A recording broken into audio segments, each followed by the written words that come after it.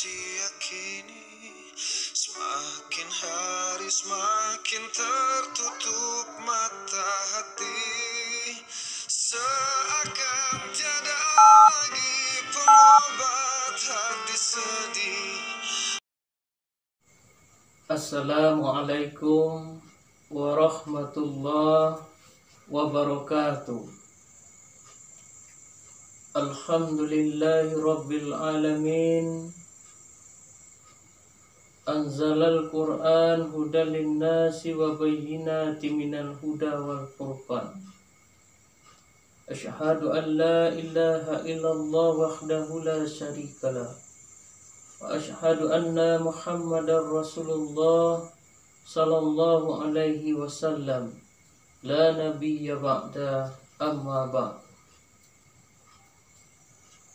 Wa qala Allah ta'ala fil Qur'anil Karim, a'udzu billahi minasy syaithanir rajim.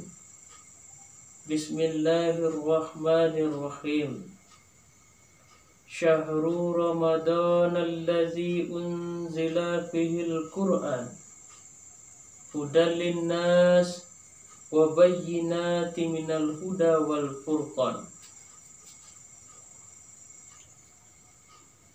Al-Quran surat yang kedua, surat Al-Baqarah ayat 185. Puji dan syukur kita ucapkan kehadiran Allah Subhanahu wa ta'ala. Salawat dan salam buat Nabi besar Muhammad sallallahu alaihi wasallam. Allahumma salli ala Muhammad wa ala ali Muhammad. Kaum muslimin yang dirahmati Allah Subhanahu wa ta'ala, berdasarkan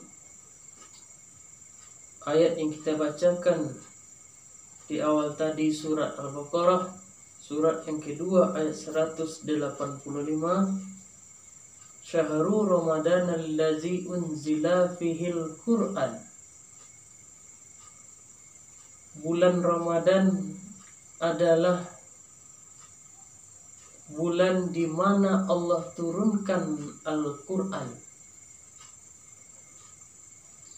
Hudan linnasi wa bayyinatin minal huda wal furqan.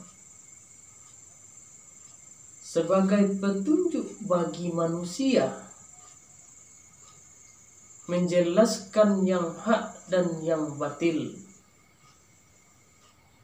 menjelaskan yang baik dan yang buruk. Kaum muslimin yang dirahmati Allah Subhanahu wa ta'ala, berlandaskan surat ini, kita beri judul kajian kita 3 minimal yang harus kita miliki agar Al-Quran bisa jadi petunjuk dalam kehidupan kita, baik itu bagi diri kita, bagi diri anak-anak kita dan semua keluarga kita. Minimal ada 3 yang perlu kita miliki.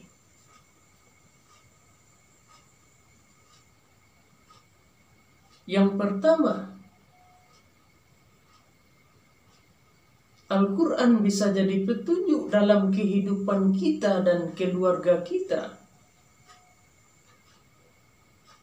ketika masing-masing diri kita wajib hukumnya memiliki mushaf Al-Quran.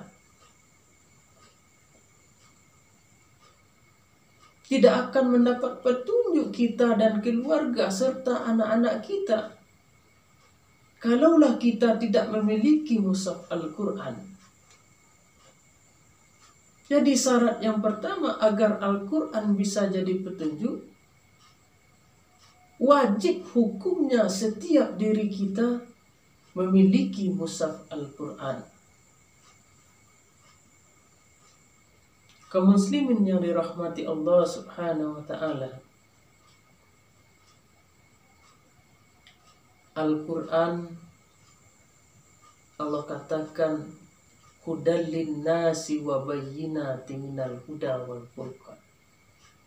Petunjuk bagi manusia yang menjelaskan mana yang hak dan yang batil. Kalau kita tidak memiliki, tidak mungkin kita bisa mendapat petunjuk dari ayat-ayat Allah. Kalau kita melihat kasus hari ini, kenapa kita tidak lagi mendapat petunjuk dari Allah Subhanahu wa Ta'ala? Kasusnya, kita banyak yang tidak memiliki mushaf Al-Quran. Anak-anak kita, bahkan orang tua, tidak lagi memberikan mushaf Al-Quran kepada anak-anak.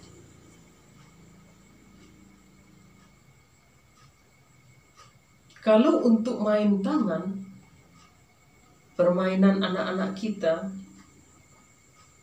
katakanlah itu HP, laptop, game, mobil, motor, atau yang lainnya,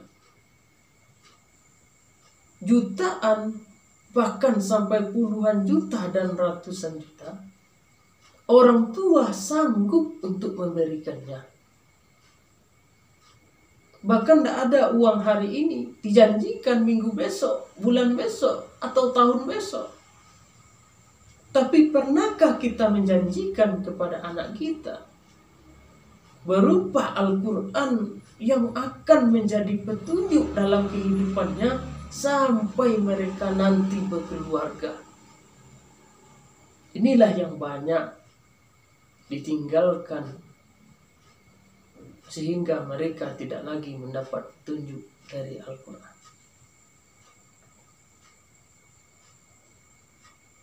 Yang kedua, Al-Quran bisa jadi petunjuk dalam kehidupan kita dan keluarga kita ketika kita mampu membaca ayat-ayat Al-Quran dan kita baca terjemahnya. Kalau hanya ayat Allah yang kita baca, belum tentu mendapat petunjuk.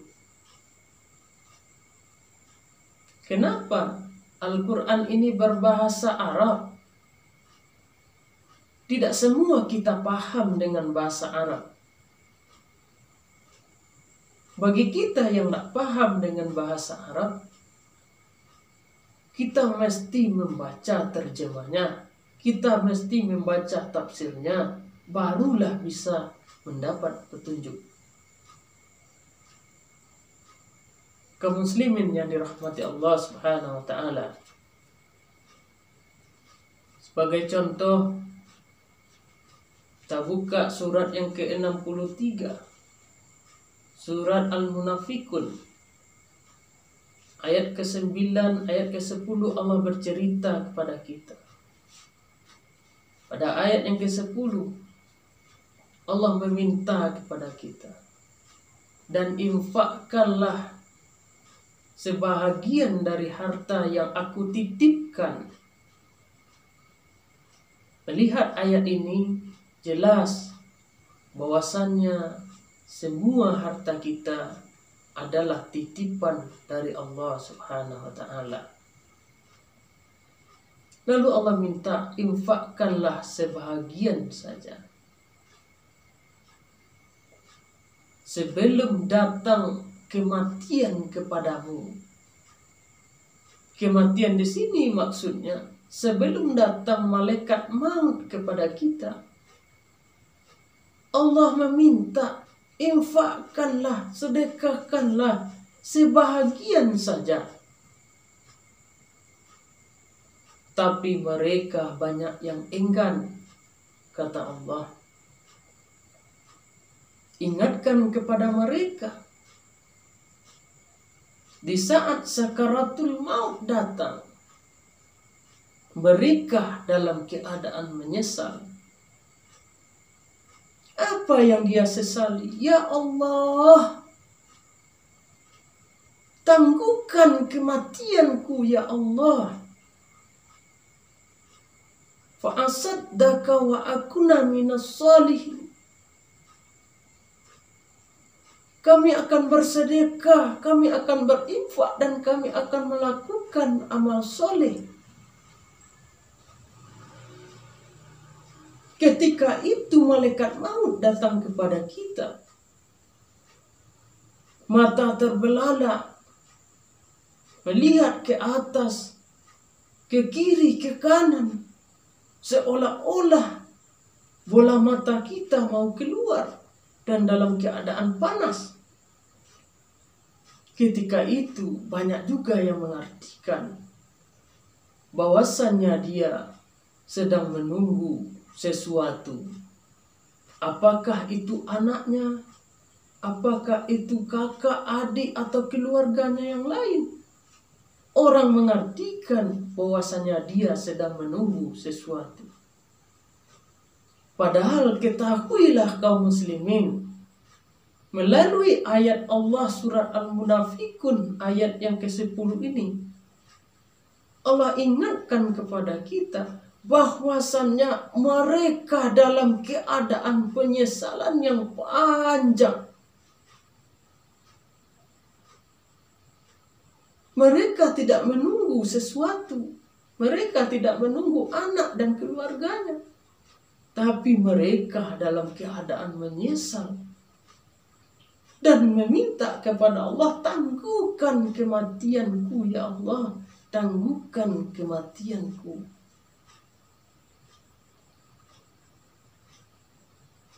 Kaum muslimin yang dirahmati Allah subhanahu wa ta'ala.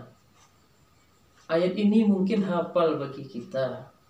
Tapi karena kita jarang atau tidak pernah melihat terjemahnya, barangkali kita tidak tahu bahwasannya ada penyesalan yang panjang di saat sakaratul maut datang bagi orang-orang yang enggan memberikan harta titipan Allah Subhanahu wa ta'ala.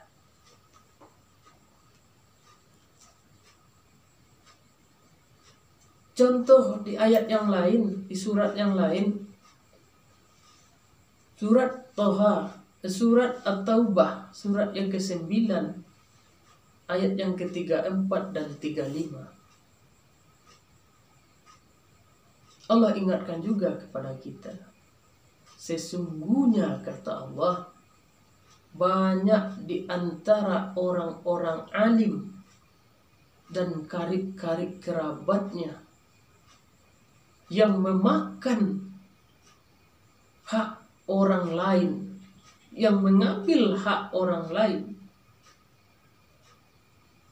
dan mereka itu menyimpan emas dan perak dan tidak menginfakkannya di jalan Allah. Maka kata Allah, ingatkan kepada mereka. Apa yang mesti diingatkan? Di akhirat nanti, mereka orang-orang alim, orang-orang yang tahu, orang-orang yang paham, ini hak orang lain, ini hak orang miskin, ini hak anak yatim, ini hak orang banyak. Ingatkan kepada mereka. Mereka yang mengambil hak orang lain, menyimpan emas dan perak, di akhirat nanti semua itu Allah panaskan dengan api neraka. Lalu dengan itu kata Allah, Allah setrikakan ke dahi mereka.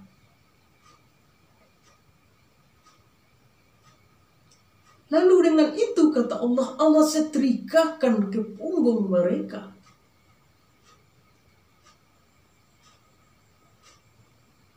Lalu dengan itu kata Allah, Allah setrikakan ke lambung mereka.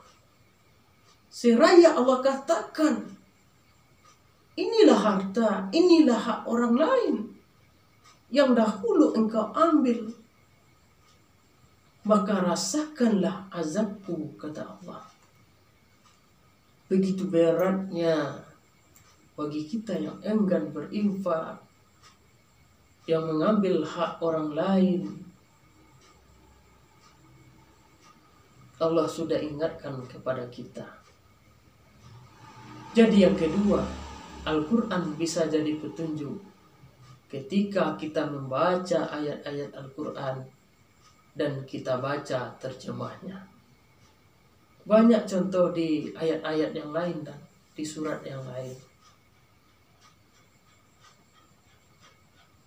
Kaum muslimin yang dirahmati Allah Subhanahu wa taala. Yang terakhir, yang ketiga, Al-Quran bisa jadi petunjuk dalam kehidupan kita ketika kita mampu menerapkannya dalam kehidupan sehari-hari. Sebagai contoh, kita diminta untuk berinfak atau menginfakkan sebagian saja dari harta yang Allah titipkan. Mampu kita untuk berinfak. Kita dikatakan di sini, tidak boleh kita mengambil hak orang lain, tidak boleh merugikan orang lain. Mampu kita lakukan itu semua. Disuruh kita berbuat baik kepada orang tua, kepada saudara-saudara kita, kepada kaum muslimin yang lainnya. Mampu kita. Disuruh kita menjalin silaturahmi, jangan bermusuhan, jangan sakit hati. Mampu kita melakukan semua itu. Kalaulah ini kita terapkan dalam kehidupan, barulah Al-Quran menjadi petunjuk dalam kehidupan kita. Kaum muslimin yang dirahmati Allah Subhanahu wa taala, minimal 3 yang mesti kita miliki agar Al-Quran bisa jadi petunjuk dalam kehidupan kita, menjelaskan mana yang hak kita, mana yang hak orang lain, mana yang hak dan mana yang batil. Yang pertama, kita miliki mushaf Al-Quran terlebih dahulu. Wajib hukumnya di setiap diri kita. Yang kedua, kita baca ayat-ayat Al-Quran, kita baca terjemahnya, kita baca tafsirnya. Yang terakhir, segala yang Allah tuliskan dalam Al-Quran mampu kita terapkan dalam kehidupan kita. Semoga ada manfaatnya. Wabillahi taufiq wal hidayah. Wassalamualaikum warahmatullahi wabarakatuh.